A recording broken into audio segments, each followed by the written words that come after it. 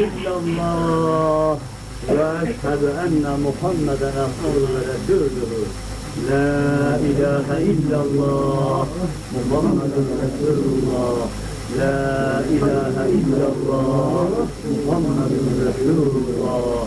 La ilahe illallah Muhammedun Resulullah. Rabbim, ya Rabbim, bizi burada terletsin Rabbim. Ruzi mahşerde güneşin tepeye indirdiği zaman terletme Rabbim. Terletme orada Rabbim. Orada bizi serinlik yerlerde haşreyle Rabbim. Ya Rab, bizi bu aşktan kurtarma. Bizi bu şevkten kurtarma. Ya Rabbi, belki bir hastalık yapmış olduğumuz günahların kefaretidir ya Rab, kabul eyle. Sen bizim tahlillerimizi takke çevir ya Rab. Emek zahiri verme. Bizleri riyadan, sümadan bizler esirge ya Rab. Bizi salihlerle haşreyle. Sevdiklerine bağışla ya Rab. Bizlerin meskanen affeyle. Bizi birbirimizi senin rızan için sevişen birer kardeş eyle Rabbim. Saflarımızı sıklaştır Rabbim. Aramıza fitneyi, fesadı sokma Rabbim. Dedikoduyu sokma Rabbim. Sayılarımızı çoğalt yap. Ya Rab, şuradaki yüzlerimiz gibi ahirette de parlaktır yüzlerimiz Rabbim. Ya Rab, Cenab-ı Resulullah Efendimizin Ya Rabbi feyzinden, bereketinden hissiyab eyle Ya Rabbi. Ya Rab, Ya Rab, güvendiğimiz Abdülkadir Geylan Hazretlerinin şefaatine mahkar kıl ya Rabbi. Şeyhimizin himmetinden, hizmetinden ayırma.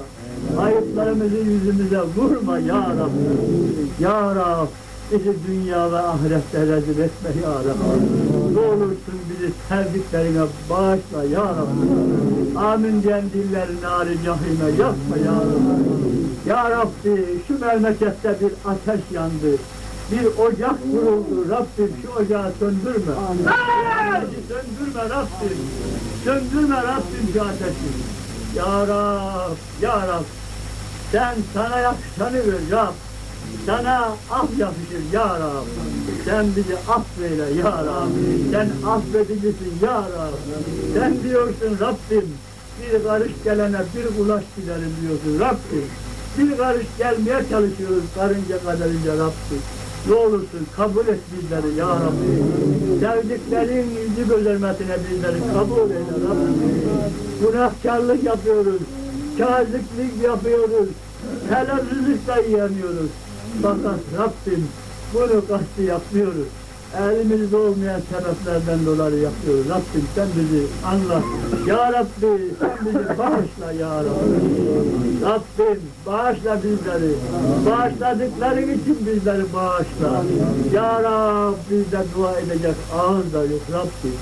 Fakat ağzı dualarlı kullar yüzü gözlemesine bizlerin de duasını kabul eyle. Kabe'deki Zemzem yüzü gözülmesine, Şahadetullah yüzü gözülmesine, Vakfadaki dua yüzü gözülmesine, rahmeten lil alemin olan Cenab-ı Resulullah Efendimiz yüzü gözülmesine, sen bizleri bağışla.